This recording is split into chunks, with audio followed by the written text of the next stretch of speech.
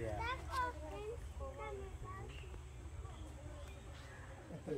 So how do you know the male from the female? Yeah, I mean the male are so big and it has a rough Rough.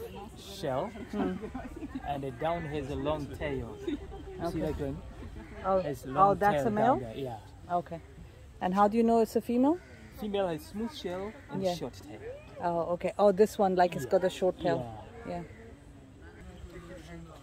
Tata, a pogłaszczysz tego małego? On jest fajny.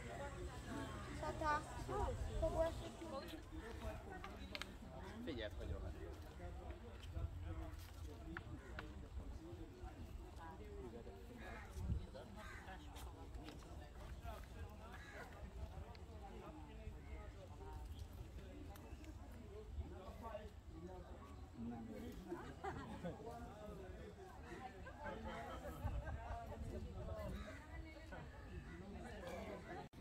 I'll see you get that.